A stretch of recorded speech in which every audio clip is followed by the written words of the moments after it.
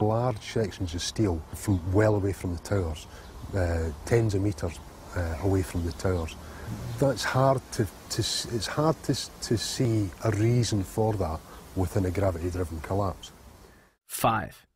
Firefighters and eyewitnesses reported a series of explosions before and during the collapses. And we heard the noise associated with an implosion. Secondary explosion on Tower 2. Some sort of explosive device. We're obviously having a bit of trouble right now maintaining our location because we just heard one more explosion. There was another major explosion. Do you know anything about those extra explosions we heard? No, I do not. Were they car bombs? I have no idea, ma'am. The street shook, and I heard like an explosion. Do you know if it was an explosion or if it was a building collapse? To me, it sounded like an explosion. We heard a very loud blast, an explosion. They were taking photographs and securing this area just prior to that huge explosion that we all heard and felt. Not clear now is why this explosion took place. When there was some sort of collapse or explosion. From street level, as though it had exploded up, a giant rolling ball of flame, and the firefighters screamed, "Run!" It was this blast of warm air. It wasn't hot. It was warm. And it picked me up and threw me up against the wall of the building. You were picked up off the ground. Physically picked up off the ground. I remember an explosion. At that point, I got knocked out. I don't remember anything. Then I got up, and I looked out the window because the windows exploded, and the street below caved in. And at that point, there was like fireballs coming up. An hour later than that, we had that big explosion from much, much lower. I don't know what on earth caused that. About 15 minutes after they made their entry, we heard a boom. I don't know if that was the infrastructure that was going or another explosion. Again, there has been a second explosion. John, just seconds ago there was a huge explosion, and it appears right now the second World Trade Tower has just collapsed. All of a sudden I heard rumbling, and we all started running away from it. The glass blew out and threw me onto the sidewalk, and I couldn't see for 20 seconds. It was like holy hell coming down upstairs. And then when we finally got to the bottom, we were coming out on the mezzanine level there. And another explosion came right from it, just everyone flying. We stuck on the stairs for a while. We finally got down to the lobby. Then we get to the lobby, it was this big explosion. So I was real lucky. I don't know what happened to the people behind me when that blast occurred. And it was actually on the 78th floor of the second tower, and was evacuating the tower, and experienced all these explosions and made his way back down.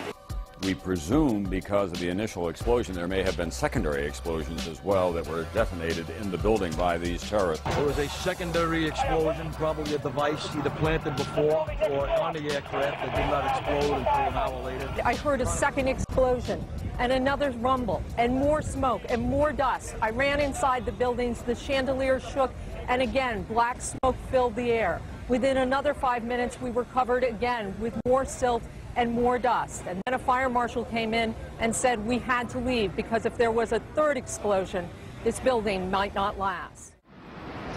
Eyewitnesses also reported that explosions had taken place in lower levels of both the North and South Tower. Here it comes. They were having coffee in the World Trade Center when the first plane struck.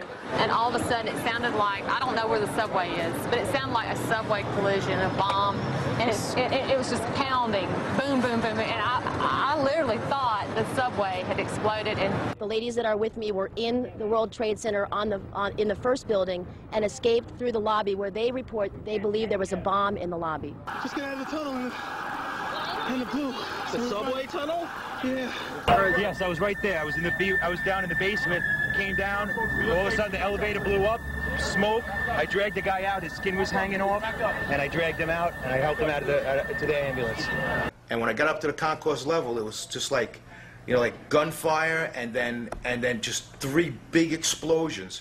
And even the turnstile was burnt and was sticking up, and they just told us to run. I heard the first explosion, and the elevator blew up. And as we were coming out, we passed the lobby. There was no lobby. So I believe the bomb hit the lobby first, and a couple of seconds then the first plane hit.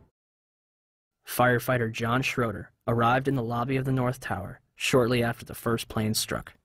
So we're standing there in the lobby, we're getting all together. All of a sudden, we hear, "I look down to my right, and the elevators exploded, something out of like a Bruce Willis Die Hard movie. People just come running out of the elevators on fire, fireball. I mean, it was like, what is going on here? Something's up here. I mean, the plane's up there, now there's fire down here.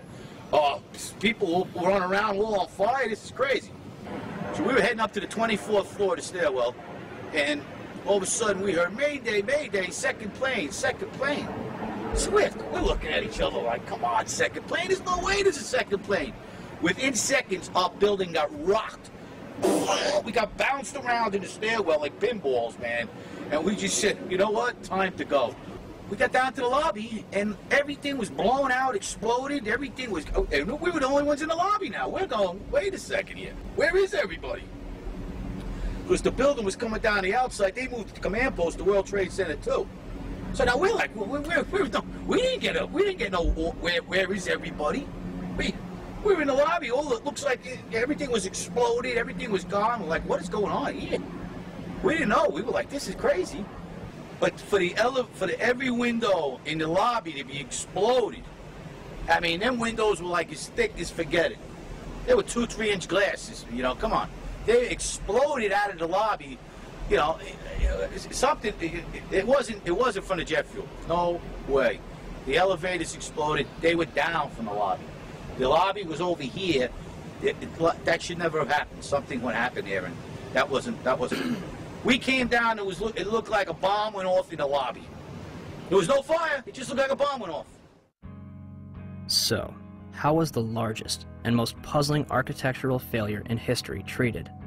The steel from the World Trade Center was mostly shipped overseas, eliminating any possibility of independent investigations. New York City's Department of Design and Construction contracted 4 companies for debris removal. Each was assigned a specific zone and controlled and monitored by a 3-person team. The operation was so controlled that in November, each dump truck used for removal of debris was fitted with a GPS locator. One driver took an extended lunch break and was dismissed from the job. By April 2002, over 185,000 tons of debris had been removed from Ground Zero. FEMA's Building Performance Assessment Team was not even granted access to Ground Zero. They were granted a tour of the site in early October, but were forbidden from collecting samples or examining blueprints. Out of hundreds of thousands of pieces of steel, 150 were preserved at Fresh Kills landfill, from where FEMA conducted its investigation. When the Twin Towers came down, they released over 500 tons of pulverized asbestos into lower Manhattan, along with lead, barium, mercury, chromium, copper, and several other toxic chemicals. 425,000 cubic yards of concrete is pulverized. 600,000 square feet of glass is turned into dust. During the World Trade Center's construction, spray-on fireproofing comprised of concrete and asbestos was placed on the core columns. When asbestos was outlawed in 1971, they ceased this procedure at the 64th floor of the South Tower. The Port Authority eventually realized that the asbestos presented a problem, and demolition was not an option. In 1989, the Port Authority estimated the removal of asbestos from both the World Trade Center and LaGuardia Airport would have cost up to $1 billion. By 2001, the cost for the World Trade Center buildings alone would have met or exceeded $1 billion. This money would sadly not be needed. Although it was clear that the air was not safe to breathe, the public was urged to return to Lower Manhattan. Wall Street opened back up on September 17th, and children were allowed to go back to school. Firefighters, police, and rescue workers were allowed to toil in lethal conditions using paper masks from Home Depot, while government officials walked around in hazmat suits. My name's John Field. I was hurt at Ground Zero during the cleanup. Wow, you know, I was only there for 5 days before I was horribly injured, and I mean horribly injured. Leading up to that day, every day I was there, I complained that it was an unsafe workplace. Someone's going to get it. It just happened to be me.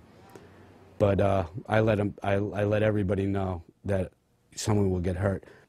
I was there for 5.5 days. Nobody told me to wear a mask once. Nobody gave a shit when that piece of steel altered my life. But like the thousands that are suffering and sick, I didn't roll over and play dead.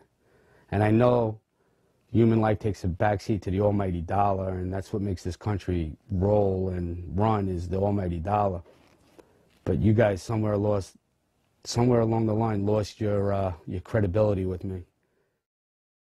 The Environmental Protection Agency, under direct orders from the White House, told New Yorkers that the air was safe to breathe. The administrator at the time, Christine Whitman, issued an internal memo on September 12th, declaring that all statements to the media should be cleared through the National Security Council before they are released. So what happened? The White House changed EPA press releases to add reassuring statements and delete cautionary ones. September 13th, the EPA draft release, never released to the public,